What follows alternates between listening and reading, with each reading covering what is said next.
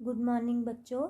आज हम एक बहुत ही आसान सा विभाजन करने का तरीका सीखेंगे जो कि हमें अगर टफ लगता है, जैसे अगर हमारे पास कोई बहुत बड़ा सम है जो हमें लगता है कि हमें टफ लग रहा है, उसको इजीली हम कैसे कर सकते हैं। एक तो मेथड हमने पिछली बार पढ़ा जिसको हम लंबा विभाजन प्रक्रिया कहते हैं, लॉन्ग डिवीजन मेथड। आज हम एक नया पढ़ेंगे मेथड जिसको हम क्या कहते हैं, डिस्ट्रीब्यूटिव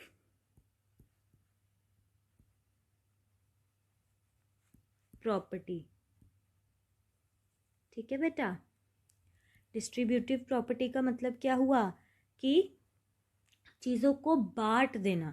मतलब अगर मेरे पास कोई एक बहुत बड़ा नंबर है, उसको मैं बांट कर बहुत अच्छे से आगे उसका विभाजन बहुत अच्छे से कर सकती हूँ। विभाजन यानी कि इक्वल ग्रुप में बांट सकती हूँ जिसमें इक्वल नंबर होंगे। तो जैसे कि तो हमारे पास जो डिस्ट्रीब्यूटिव प्रॉपर्टी है उसका मतलब क्या होता है। डिस्ट्रीब्यूटिव प्रॉपर्टी का मतलब होता है चीज़ों को बांट देना। मतलब डिवीजन में भी तो यही करते हैं ना, हम चीज़ों को बांट देते हैं। तो इसमें भी हम चीज़ों को बांट कर देखेंगे, लेकिन अगर हमारे पास बहुत बड़ा नंबर है तो हम उसको ईजिली कैसे सॉल्व कर सकते हैं, हम उसका ईजिली हल कैसे निकाल सकते हैं, वो हम देखते हैं। और ये हर डिवीजन प्रॉब्लम, हर विभाजन की कोई भी प्रॉब्लम है हमारे पास, उसमें ये चीज़ अप्लाई होती है। ठीक है, तो अब हम देखते हैं कि हम इसको कैसे सॉल्व कर सकते हैं। जैसे कि मान लो मेरे पास कुछ 21 अखरोट हैं। ठीक है, ये मेरे पास हैं 21 अखरोट। काउंट करते हैं, 1 2 3 4 5 6 7 8 9 10 11 12 13 14 15 16 17 18 19 20 और 21। मेरे पास कुल 21 अखरोट हैं। ठीक है, अब इसमें देखने वाली चीज़ क्या है कि अगर मान लो मेरे पास एक सवाल दिया हुआ है 21 डिवाइडेड बाय 3। 21 डिवाइडेड बाय 3 का क्या मतलब हुआ, बड़ी संख्या जो 21 है वो क्या है मेरे पास, डिविडेंड। जो बड़ी संख्या है मेरे पास क्या है, 21, यानी कि मेरे पास 21 अखरोट हैं। अब मुझे उनको कितने ग्रुप में बांटना चाहिए, मेरे पास कितने ग्रुप ऐसे आएंगे। अगर मैं 3 का एक ग्रुप बनाऊं, 21 में से मैं धीरे धीरे 3 निकालती जाऊं, तो मेरे पास ऐसे कितने ग्रुप आएंगे, कितने आने चाहिए, सोचते हैं और आगे देखते हैं। ठीक है, 3 के ग्रुप में मुझे इन्हें बांटना है। अब मैं धीरे धीरे इसको 3 के ग्रुप में बांटना शुरू करती हूँ। ये एक ग्रुप बन गया 3 का, ये दूसरा ग्रुप बन गया 3 का, ये तीसरा ग्रुप बना 3 का,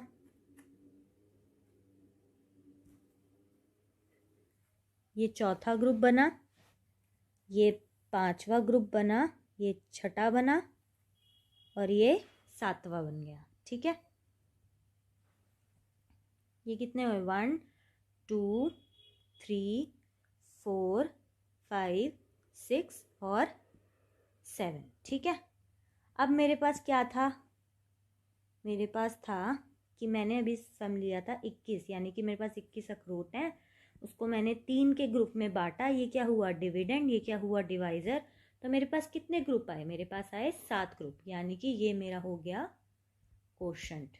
ठीक है, अब मैं अगर आपको कहूँ कि 21 को हमें 3 से डिवाइड करने में बहुत टाइम लग रहा है या मुझे नहीं करना आता, ठीक है, तो या फिर मैं कोई और मेथड से इसको करना चाहती हूँ, मैं देखना चाहती हूँ कि ये सही किया है मैंने या नहीं किया।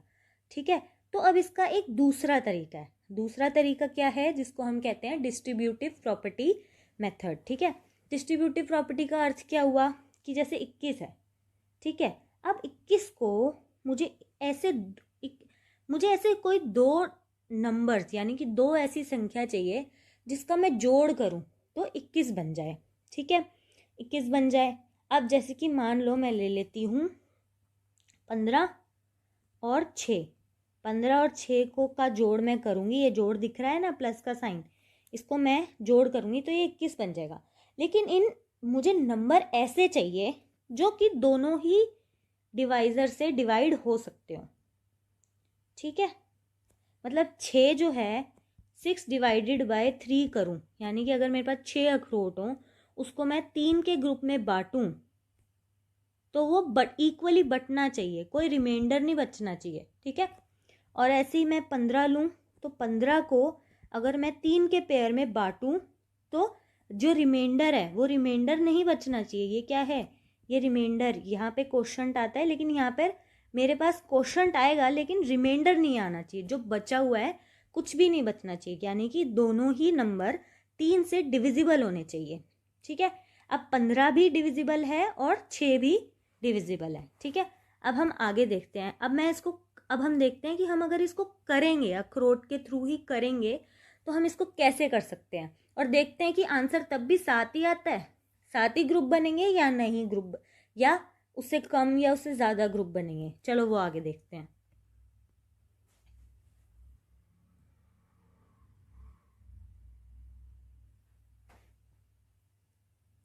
तो ये मेरे पास बने थे 1 2 3 4 5 6 7। अब मैंने इन सबको मिला दिया, सबको मिला के मेरे पास कितने बचे थे, पहले ही अखरोट मेरे पास 21 थे ना, 21 अखरोट थे मेरे पास। अब मैंने इन सबको मिला दिया और दोबारा इनको मैंने 21 बना दिया।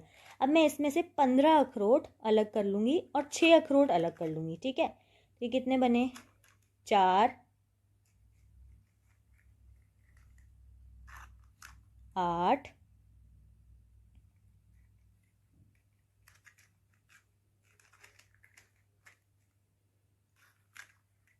9 10 11 12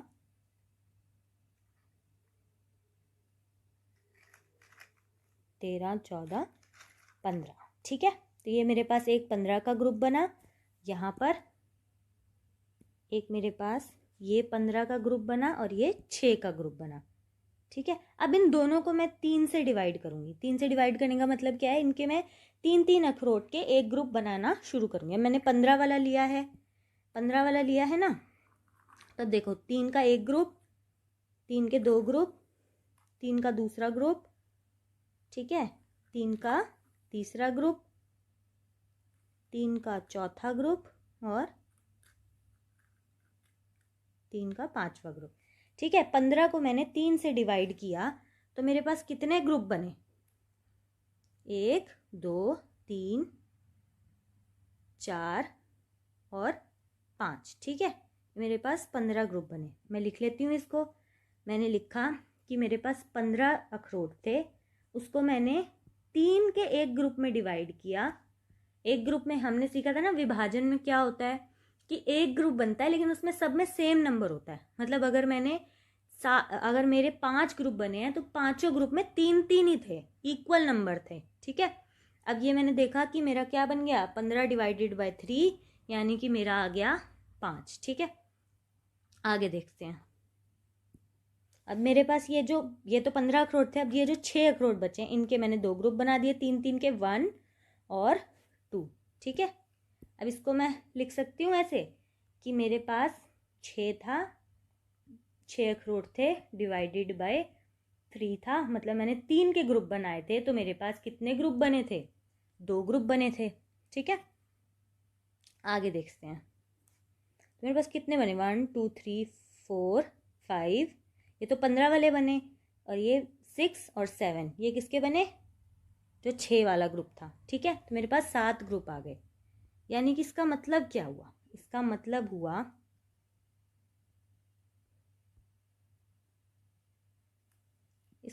क्या हुआ बच्चों, इसका मतलब ये हुआ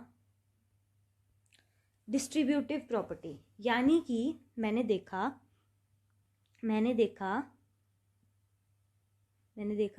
कि मैंने 21 डिवाइडेड बाय 3 किया था, उसका आंसर भी क्या आया, 7।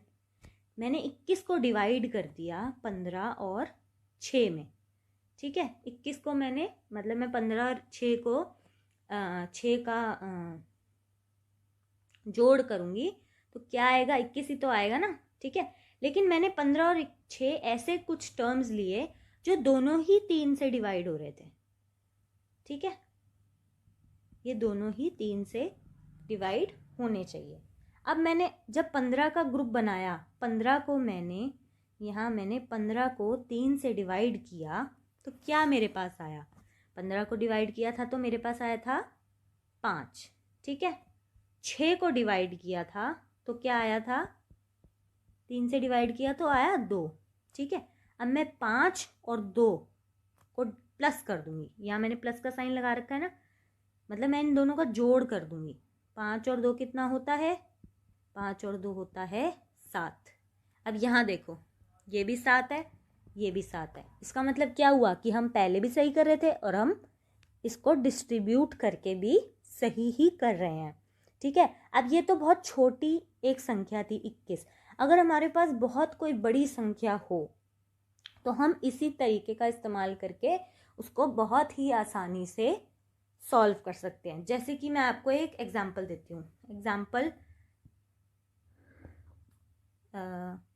मैं आपको एक बड़े संख्या का एग्जाम्पल देती हूँ। जैसे कि मान लो मेरे पास कोई चीज़ है 81, 81 डिवाइडेड बाय 3। 81 डिवाइडेड बाय 3 करूँगी, 3 के भाग में बांटूंगी तो कितना आएगा मेरे पास? 3 2 ज़ा 6, 21, 3 27 मेरे पास ऐसे ग्रुप बनेंगे। मान लो मेरे पास 21 राजमा के बीन्स हैं और उसको मैंने 3-3 के ग्रुप में बांटा तो मेरे पास 27 ऐसे ग्रुप बनेंगे। ठीक है, अब मैं 81 को डिवाइड मतलब के 2 हिस्से कर देती हूँ। मान लो मैंने किया 60 और मैंने किया 21। इन दोनों को मैं प्लस करूँगी तो कितना आएगा? 81 ही तो आएगा ना दोनों को प्लस करके। लेकिन मैंने ग्रुप ऐसे सिलेक्ट किए जो मेरे को 3 से डिवाइड करने हैं। मतलब जो 3 है वो 21 से भी डिवाइड होगा और जो 3 है वो 60 से भी डिवाइड हो सकता है। ठीक है, हो सकता है ना। अब देखो, 60 को मैंने 3 से डिवाइड किया, कितना हुआ? 3 2 ज़ा 6 और 0 का एज इट इज़ 0। 21 से डिवाइड किया मैंने, 21 divided by 3 is equal to कितना हुआ? 7। अब इन दोनों को मैंने ऐड कर दिया, यहाँ ऐड का साइन था, इन दोनों को मैंने ऐड कर दिया तो कितना आया? 27। यहाँ भी 27 आया और ऊपर भी 27 ही आया था। मतलब हमने बिल्कुल सही किया। इसका